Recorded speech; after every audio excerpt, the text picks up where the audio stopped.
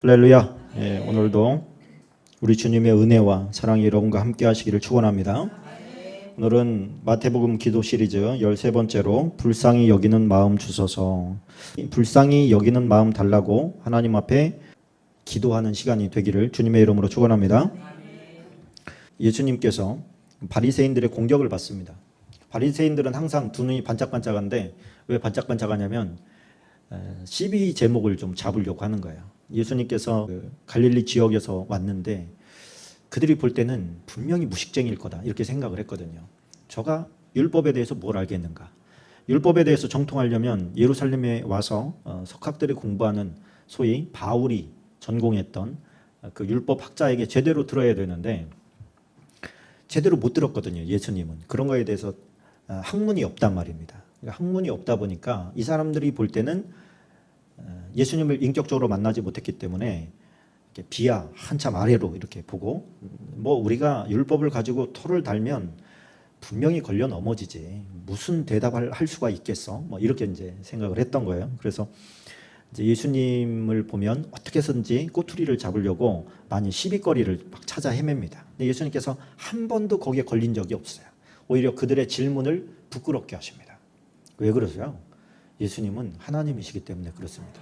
예수님이 말씀하신 대로 성전이 너희들이 그렇게 귀하게 여기는 그 성전에서 행해지는 모든 것들은 다 거룩하다고 그러잖아. 그런데 성전보다 더 큰 이가 여기 있어. 나는 너희들이 안식일을 범하냐 안 범하냐 그런 차원이 아니라 나는 안식일의 주인이야. 이렇게 주님이 얘기를 하죠. 물론 그 당시에는 이해 전혀 하지 못했습니다. 우리가 이제 신앙생활을 오래 하게 되면 그 안에서 나타나는 증거들이 있어야 됩니다. 그 증거가 뭐냐면 사랑이에요. 사랑. 긍휼히 여기는 마음, 불쌍히 여기는 마음이 어떤 율법의 규정보다도 더 높이 있다는 것을 알게 됩니다. 근데 이제 성숙하지 못한 상태에서 지식이 쌓이게 되면 그 지식이 정죄하고 판단하는 데 쓰여지는 것을 우리가 보게 됩니다. 예수님께서 지금 그 부분을 우리에게 이야기해 주시는 거예요. 하나님께서는 인애를 원한다. 사랑하는 걸 원한다. 제사를 원하는 게 아니야. 다른 말로 하면 율법을 원하는 게 아니고 율법을 너네가 지켰느냐 안 지켰느냐 그거 하나님께서 지금 중요하게 생각하는 게 아니라 사랑하는 삶을 원해. 사랑하는 삶을 원하는데 우리는 자꾸만 이것을 어떤 평가 지표를 율법에다가 두고 저 사람은 요만큼 지키는데 나는 요만큼 지켜. 그래 내가 저 사람보다는 훌륭한 사람이지. 이런 상대적인 우월감을 갖기를 원하는 것을 지적하시는 거죠. 근데 그게 바리새인들이 만약에 우리들을 본다면 정말 보잘것없고 형편없다고 얘기할 거야. 그런데 우리들은 또 우리들 틈바구니에서 누가 더 잘하네, 누가 더 못하네 그 짓을 하고 있는 것을 우리는 가끔 발견하게 됩니다. 그 우리의 마음에서 그런 것들을 좀 뽑아내고 내가 신앙생활을 한 지는 오래됐는데 내 마음과 내 인격 가운데서 사랑이 자꾸만 터져 나오는 게 아니라 누군가를 자꾸 판단하고 싶고 정죄가 되어지고 막 가르치려고 하는 마음이 들고 그런 생각이 들 때는 나를 돌아보라고 내 눈에 있는 들보를 빼내라고 하시는 주님의 음성이 우리에게 들리기를 축원합니다. 그래서 우리는 신앙생활을 오래 하면 반드시 그 안에서 불쌍히 여기는 마음이 더 많아지는 것이 반드시 그렇게 돼야 되는데 그렇게 나오지 않으면 종교인으로 변질되게 됩니다. 그러니까 종교인과 신앙인은 확연하게 달라요. 주님께서 그걸 분명하게 구별지었어요. 그래서 종교 제사장이 얼마나 많이 혼났어요? 그죠? 제사를 몰라서 혼났겠어요? 율법을 몰라서 혼났겠어요? 그걸 가르치는 사람들이고 서기관들이 그런 사람들인데 바리새인들이 그런 사람들이고 바리새인 중에 사명이 뭐냐면은 자기들이 하나님의 율법을 특출나게 지키고 그 다음에 그렇지 못한 자들을 가가지고 지도하는 거예요. 그렇게 하면 안 된다고 혼찌검 내고 그렇게 하는 게 이들의 사명인 줄 알았어요. 근데 주님께 지금 와가지고 주님의 제자들이 오늘 보니까 안식일날 밀밭을 지나다가 배고파서 성경에 보니까 그들이 줄여서 배고파서 이삭을 이렇게 훔쳐서 비벼서 불어서 먹었는데 그걸 가지고 와서 당신의 제자는 그러니까 제자와 스승은 늘 닉골 관계예요. 스승이 잘못하면 제자가 욕먹고 제자가 잘못하면 스승이 욕먹어요. 그건 뭐냐면 당신의 제자가 곧 당신이라는 뜻이죠. 당신의 제자들은 왜 안식일 날 하지 못할 짓을 합니까? 이러면서 이제 예수님 앞에 시비를 건 거야. 당신은 율법을 지금 어기고 있습니다. 그런 얘기죠. 우리나라의 생각은 뭐예요? 안식일 날 남의 밭에서 이거를 막 한 12명이 그거를 비벼 먹었으면 꽤 먹었겠네 이런 생각 들잖아요. 그러면은 도둑질한 거네. 이 사람들 어쩌자고 이걸 도둑질을 한 거야. 그것도 안식일 날. 이 사람이 지금 안식일 날 하지 못할 일을 합니까? 이렇게 따지는 것은 도둑질인가 보다. 그들이 도둑질해서 지금 혼나는가 보다. 이렇게 생각할 수 있는데 도둑질했다고 혼나는 게 아니에요.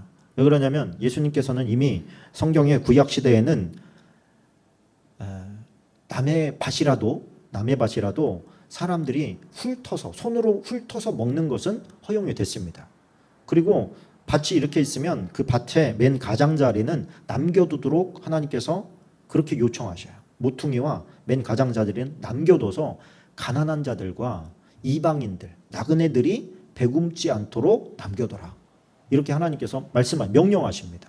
왜 그 명령이 유효하냐면 모든 땅은 하나님의 것이라고 하는 생각을 가지고 있기 때문이에요. 내가 사는 동안에 나와 내 자손에게 이 땅을 사용하도록 하나님께서 허락하셨지만 이 땅은 결국 하나님 것이다. 결국 그런 거예요. 이 지구라는 것 자체가 우리가 무슨 사고 팔고 뭐 이러지만 하나님 거 가지고 지금 하는 거거든요. 하나도 가지고 가지 못합니다. 우리 옛날에 땅 따먹기 할 때 아무리 많이 땅을 따면 뭐예요? 저녁 때 밥 먹어라 그러면 다 들어가야 되는 거잖아요. 신명기 23장 25절에 보면 내 이웃의 곡식밭에 들어갈 때에는, 그러니까 지금 이거 한 거거든요. 내 이웃의 곡식밭에 들어갈 때에는 내가 손으로 그 이삭을 따도 되느니라. 그러나 내 이웃의 곡식밭에 낫을 대지는 말라. 그건 도둑질이다. 그러나 손으로 따먹는 건 괜찮아. 하나님께서 이미 허락을 해놓으신 거예요. 그리고 레위기 23장 22절에 가보면 너희 땅에 곡물을 벨 때 밭 모퉁이까지 다 베지 말며 떨어진 것을 줍지 말고 그것을 가난한 자와 거류민을 위하여 남겨두라. 나는 너희의 하나님 여호와이니라. 이 얘기는 뭐냐면 나는 너의 하나님 여호와야 이렇게 얘기하지 않고 너희의 하나님이다 이렇게 말씀하신 거예요. 이거는 이방인들까지 다 포함한 걸 말합니다. 나는 이 세상에 있는 모든 백성이, 사람이 다 하나님의 창조물이에요. 창조물. 하나님 거예요. 하나님 거.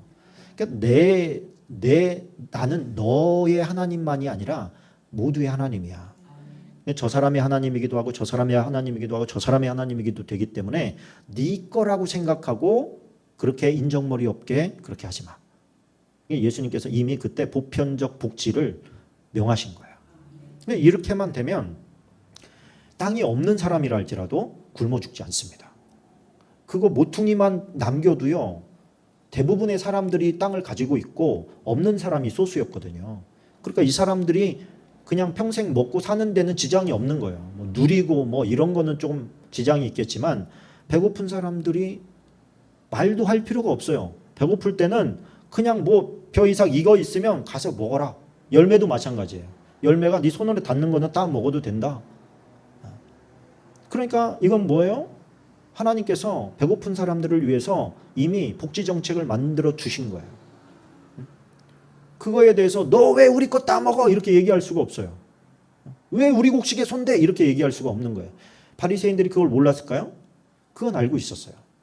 그래서 지금 이웃의 밭에 들어가서 곡식 벼 먹는 거를 가지고 시비를 거는 건 아니에요. 근데 이 사람들이 시비를 거는 게 뭐냐면 안식일 날 일했다는 거예요. 그 하지 못할 일이라는 게 일이에요. 일. 그럼 무슨 일을 했어? 이 사람 배고파서 해먹었는데 이걸 뭐라 그래요? 이걸 싹 훑었어요. 이게 뭐예요? 이게 추수라는 거예요. 추수. 이게 비비는 건 뭐예요? 불어. 탈곡했다는 거예요. 탈곡. 왜 안식일 날 추수하고 탈곡해서 먹냐? 이건 일이다. 지금 그러고 따지는 거예요. 예수님이 우리가 지금 생각해도 야, 참 인정머리 없다. 배고픈 사람한테 참 인정머리 없다. 이런 생각이 드는데 그 율법을 주신 하나님은 어떻겠어요? 야, 그게 그러라고 준 게 아니야. 이런 한숨이 나오지 않겠어요? 야, 그 율법을 준 목적이 뭐냐? 배고픈 사람 없게 하는 게 내 뜻이라서 그거 만든 건데 배고파서 그거 따먹었다고 지금 너희가 시비를 거는 거냐? 너희들은 안식일 날 밥 안 먹냐? 굶냐? 그날은? 그렇지 않거든요. 이 사람들은 지금 뭐예요? 이 사람들의 권위를 세우기 위해서 백성들에게 올가미를 계속 씌우는 거예요. 그래서 안식일에 일하지 마라. 그러면 어디까지가 일이고 어디까지가 일이 아닌지를 모르겠는 거죠. 그러다 보니까 막 그 세부적인 지침이 너무 많아지는 거예요. 그런데 그 율법을 주신 목적은 이제 어디 가고 이걸 지켰냐 안 지켰냐만 막 칼자루를 들이대는 거예요. 그 예수님께서 지금 그 근본을 되새김시켜 주는 거예요. 하나님의 목적을 생각해야지. 너네가 그거를 갖다가 이거는 맞네 안 맞네 그거 정한 것보다 왜 그것을 줬는지를 이해를 해야 될 거 아니냐. 지금 예수님께서 그 얘기를 하시는 것이죠. 근데 이것이 이 상황에 그렇지만 우리가 인간 대 인간을 대하는 그 상황에서도 똑같이 적용이 됩니다. 우리가 사람이 사람을 이렇게 볼 때 우리도 모르게 정죄하고 있고 판단을 하게 돼 있어요. 저 사람은 괜찮은 사람, 저 사람 조금 문제가 있는 것 같이 보이는 사람, 저 사람은 가까이 하면 안 될 것 같은 사람, 이렇게 나도 모르는 사이에 이야기하다 보면 그거에 대해서 어떤 정의를 내리고 있는 거예요. 그 사람에 대해서. 그 부분에 대해서 예수님께서 지금 이 사건을 들어서 지목을 해주는 거죠. 하나님의 마음을 우리가 좀 이해하려고 한다면 이 말씀이 사실은 대부분 그렇습니다. 이 율법학자들은 그거 해서 밥 먹다 보니까 자꾸만 이거를 잘라요. 세분화시키는 거예요. 그래서 이거는 해야 된다, 하지 말아야 된다. 사람이 몰라서 잘못했을 때 가르쳐줘야 되는데 정죄하고 있는 거예요. 정죄하는 이유가 뭐예요? 내가 너보다 나은 사람, 이거를 드러내기 위한 거라는 거예요. 그를 정말로 가르쳐서 바른 길을 가게 하려고 하는 목적이 아니라 저 사람을 깎아내려서 내가 높아지려고 하는 인간의 못된 습성을 하나님께서 지금 지적하는 거죠. 그런 마음이 있어요. 그런 마음이. 그때 예수님께서 예를 든 게 다윗의 예를 들었습니다. 예수께서 이르시되 다윗이 자기와 함께한 자들의 시장할 때 한 일을 읽어보지 못했느냐. 그가 하나님의 전에 들어가서 제사장 외에는 자기나 그 함께한 자들이 먹어서는 안 되는 진설병을 먹지 아니하였느냐. 이것은 이제 사무엘상 21장 3절로 6절에 있는 말씀이에요. 이제 사울이 죽이려고 하는 걸 피해서 도망칠 때에 급하게 도망치느라고 먹을 거에 아무것도 없는 거예요. 그런데 자기가 왕을 모시고 이제 성전에 왔다 갔다 한 거죠. 왔다 갔다 할 때 이제 그때는 회막이죠. 회막. 아직 성전이 지어지기 전이니까 제사장하고 친한 거예요. 왜? 계속 얼굴을 봤으니까. 그런데 뭐 다윗도 그러면 안 돼 있는 거였는데 다윗이 거짓말을 하죠. 내가 왕의 지금 명령을 받고 급히 그 명령을 수행하느라고 가느라고 아무것도 준비하지 못했습니다. 음식도 없습니다. 무기도 없고요. 혹시 그런 게 있으면 저에게 좀 주십시오. 그랬더니 이 제사장들도 얼마나 힘든지 야 우리도 먹을 게 없다. 간신히 하나님께 드렸던 그 떡 그거 지금 물려나온 것밖에 없다. 그렇게 얘기를 하는 거예요. 그 얘기는 뭐냐면 그 떡은 제사장들만 먹을 수 있어요. 그러니까 이 제사장도 지금 평상시에는 못 먹는데 그 떡 나오면 먹으려고 준비하고 있었던 거예요. 그런데 그때 마침 다윗이 와서 그 떡을 달라고 하는 거예요. 사렙다 과부에게 떡 달라고 하는 것 같은 거죠. 그런데 이 제사장이 법을 따지지 않았어요. 만약에 그거 자기가 먹으려고 했으면 법 따졌으면 됐어요. 야 미안한데 이 떡은 제사장만 먹을 수 있어. 아무리 배가 고파도 너는 못 먹는다. 그게 하나님이 주신 법이야. 그렇게 했으면 자기가 먹고 그랬겠지요. 그런데 사실은 그 떡을 먹는 것 자체가 다윗에게는 죄를 범하는 거예요. 그런데 이 제사장은 그렇게 생각을 하지 않고 얘가 얼마나 배고플까 이런 생각을 한 거예요. 이 다윗이 어렸을 때 아닙니까? 이때만 해도 이제 청년의 때인데 얘가 얼마나 배가 고플까? 얼마나 배가 고프면 이걸 달라고 할까? 그렇게 생각을 했다는 거예요. 그래서 내가 이걸 주는데 법에는 주면 안 돼. 이렇게 따진 게 아니라 최소한의 경건하게 살았는지는 내가 물어보마. 죄 안 졌으면 내가 줄게. 이렇게 얘기했더니 죄질 시간이 어디 있습니까? 근데 사실 그 말 자체가 죄거든요. 지금 거짓말이니까. 그런데도 불구하고 제사장이 그걸 떡을 줘요. 그걸 막 허겁지겁 먹지요. 먹고 혹시 무기는 없습니까? 그랬더니 네가 골리앗 죽였잖아. 그 골리앗이 가지고 있던 칼 여기 있어. 그거 주십시오. 그래, 그럼 가져가라. 그리고 또 그것도 줍니다. 이것 때문에 나중에 사울 왕에게 제사장의 집안이 다 멸문지화를 당하죠. 사울의 적을 도와줬다. 무기도 주고 먹을 것도 줬다. 그 이야기를 예수님께서 하신 이유가 뭐예요? 그 제사장이 잘못했다는 거예요? 너희도 그렇게 해야 된다는 거예요? 너희도 그렇게 해야 된다는 거예요. 너희도 법 그러면서 따질 게 아니라는 거예요. 걔가 지금 어떤 상황이냐를 볼 수 있는 눈을 가져야 된다는 거예요. 그 사람이 배가 고프면 도둑질하지 말아라고 가르칠 게 아니라 떡을 줘야 된다는 거예요. 네가 떡을 줘야지 도둑질하지 말라고 가르치는 그 교훈이 걔가 무슨 의미가 있냐. 배고픈데 지금 굶어 죽게 생겼는데. 그러면은 가르치는 상황에서는 얘가 옳고 그름을 지금 몰라서 그런 거겠어요? 옳고 그름을 넘어서는 배고픔이 있기 때문에 그런 거 아니겠어요? 그럼 그 마음을 헤아릴 수 있는 마음은 없고 오직 머리에 이 지식으로 가르치려고만 한다는 거예요. 얼마나 그게 못된 거냐? 그렇게 얘기하고 있는 거죠. 참 그러면서 한 구절을 덧입힙니다. 마태복음 12장 5절에 나온 말씀. 또 안식일에 제사장들이 성전 안에서 안식을 범하여도 죄가 없음을 너희가 율법에서 읽지 못하였느냐. 제사장들은 안식일이 제일 바쁜 날이죠.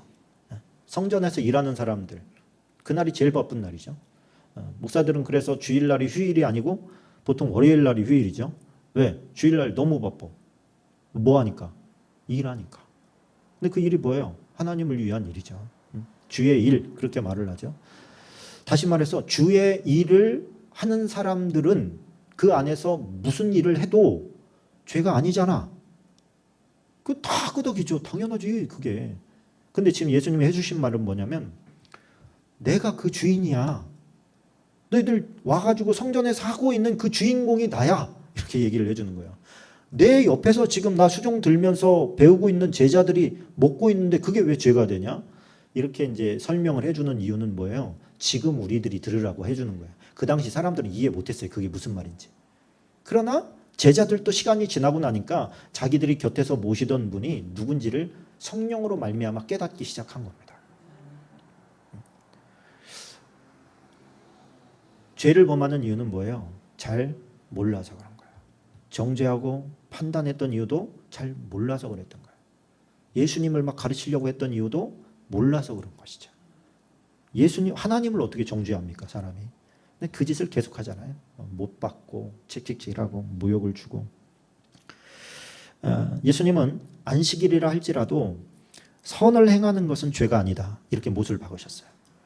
그래서 마가복음 3장 4절 5절에 보니까 그들에게 이르시되 안식일에 선을 행하는 것과 악을 행하는 것, 생명을 구하는 것과 죽이는 것 어느 것이 옳으냐 하시니 그들이 잠잠하거늘 그들의 마음이 완악함을 탄식하사 노하심으로 그들을 둘러보시고 그 사람에게 이르시되 내 손을 내밀라 하시니 내밀매 그 손이 회복되었더라.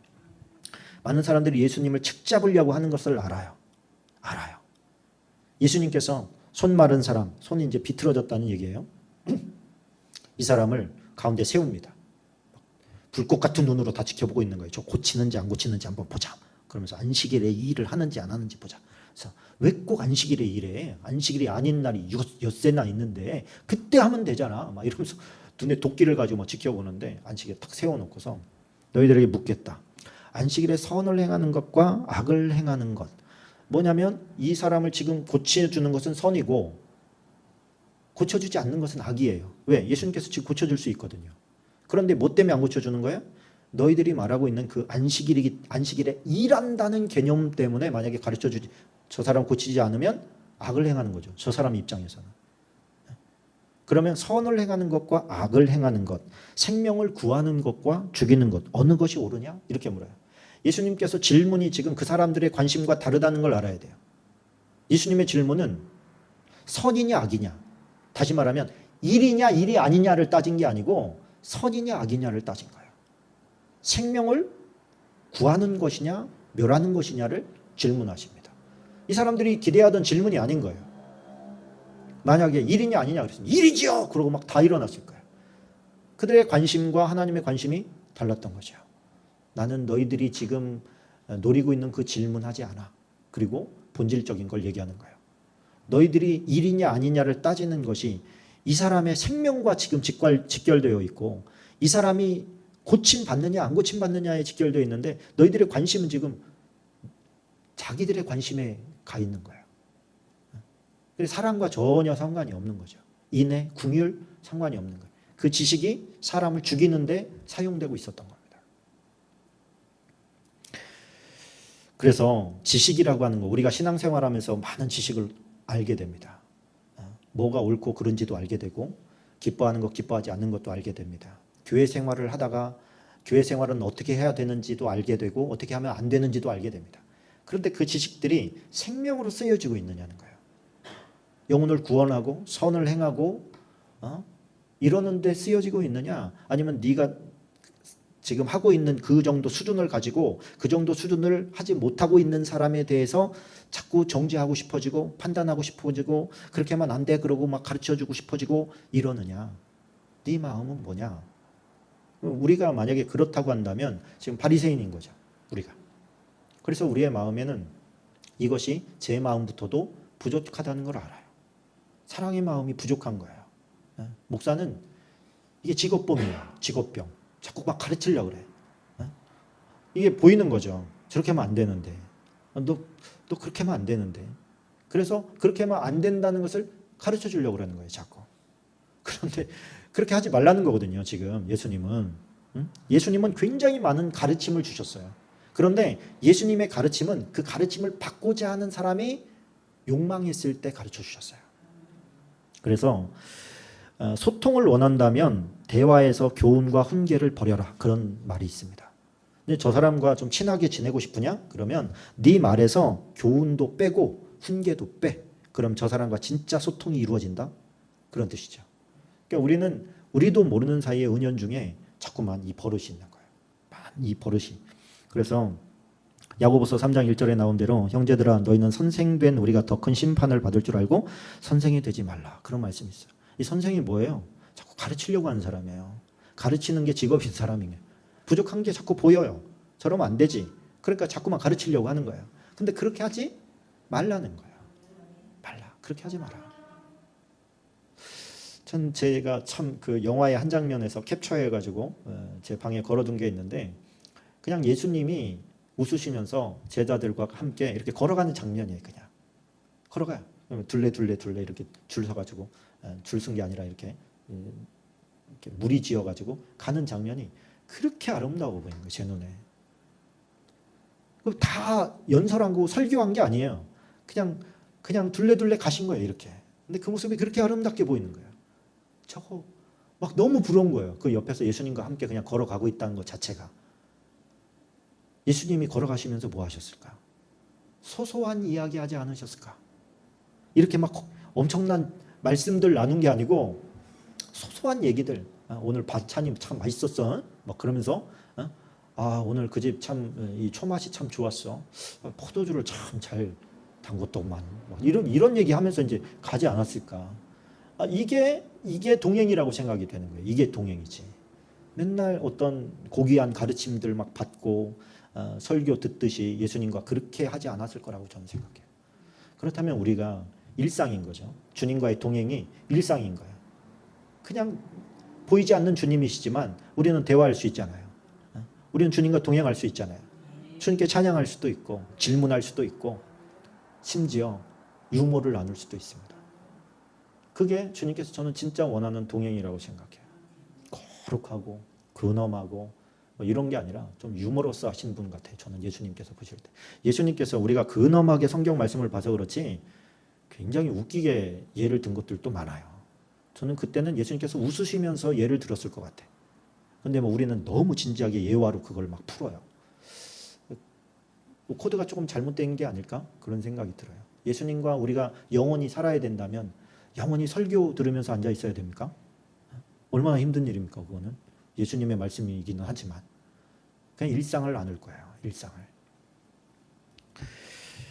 참 그래서 오늘 이 바리새인들을 볼 때 그런 제 모습을 보는 것 같은 그런 생각이 들었는데 자기들이 배워야 된다고 생각을 하지 못하고 자꾸만 가르치려고 하는 마음 그리고 자꾸 판단하려고 하는 생각 쟤는 맞고 쟤는 그런 것 같아.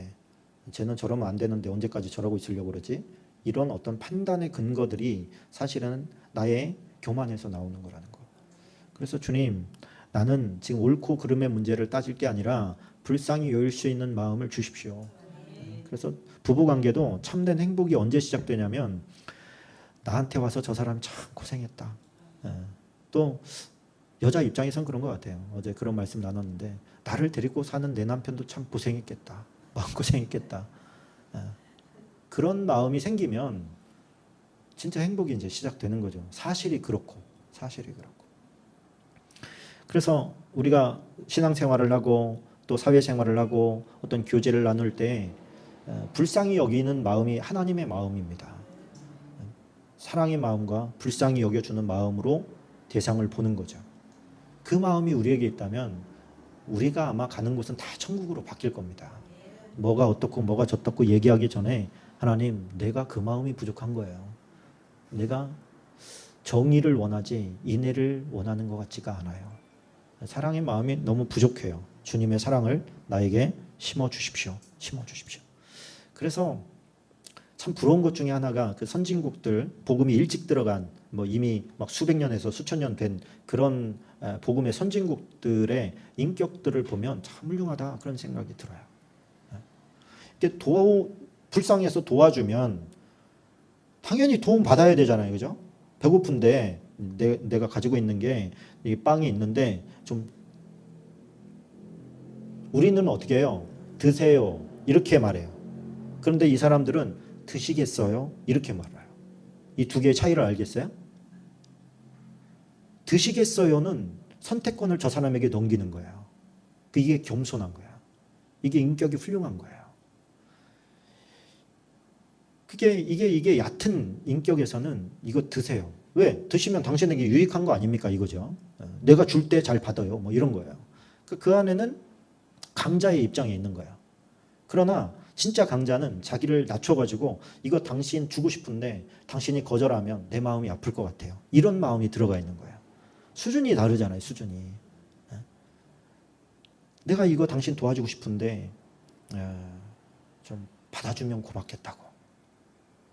어떤 사람은 배고픈 것보다 그거 받는 게 더 싫은 사람이 있을 수 있거든요. 그 사람의 입장을 배려를 하는 것이죠.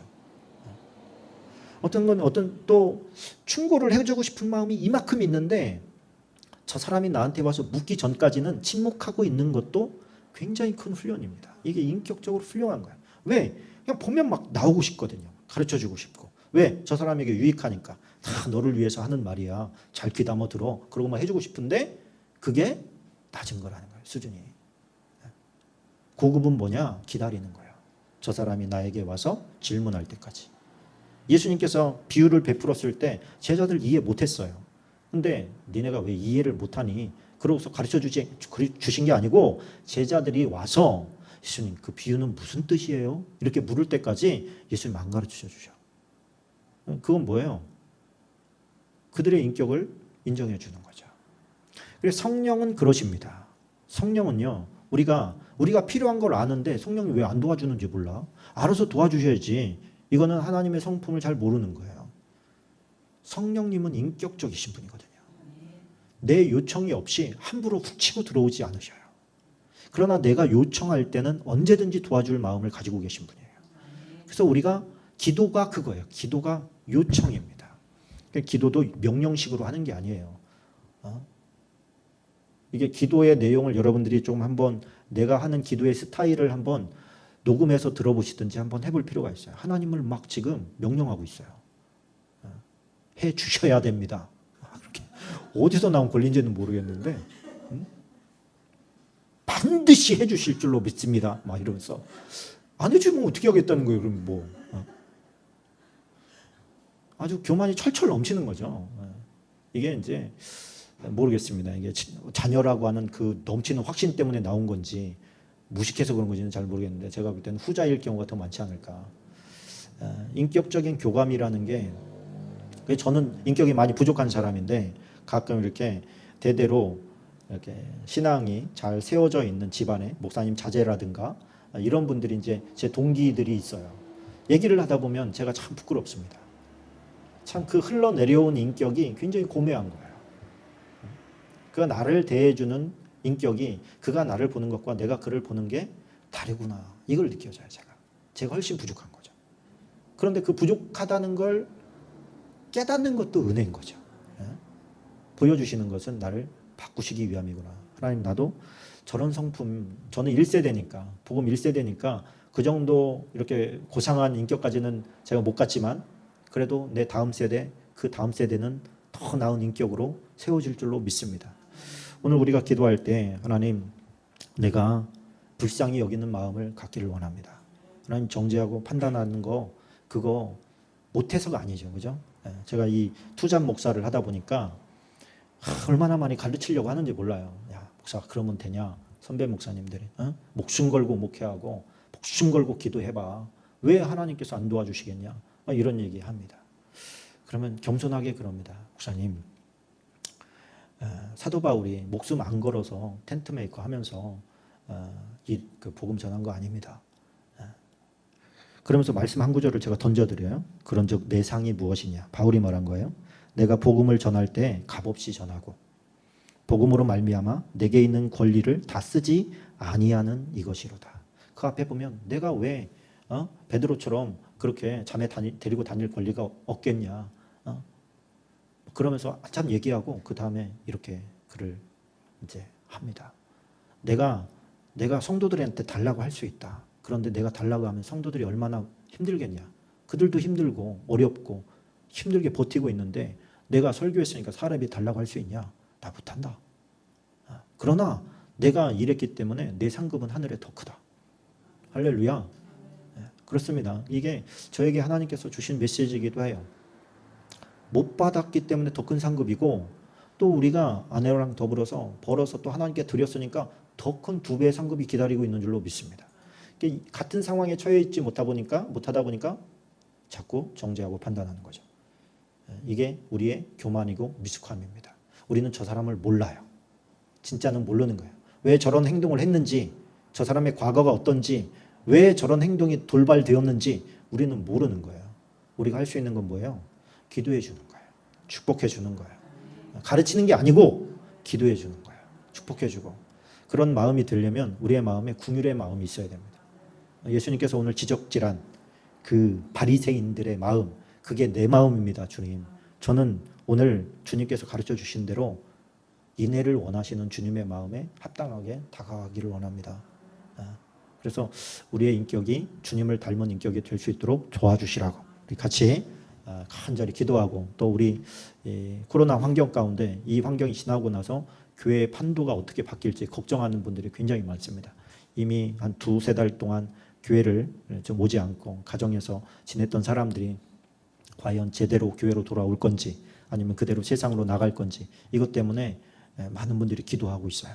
그래서 우리는 이 문제를 가지고 또 기도하고, 들은 말씀 붙잡고 또 기도하고, 우리에게 맡겨주신 우리의 영적인 가족들, 네트워크, 우리의 형제 자매들 구원시켜야 되는데 우리가 할 수 있는 게 없으니 우리 기도해야 될 줄로 믿습니다. 그들을 사랑하는 마음을 품고 기도할 때 하나님께서 도와주시는 은혜가 오늘 이 밤에 있게 될 줄로 믿습니다. 25분 정도 합심해서 기도하겠습니다.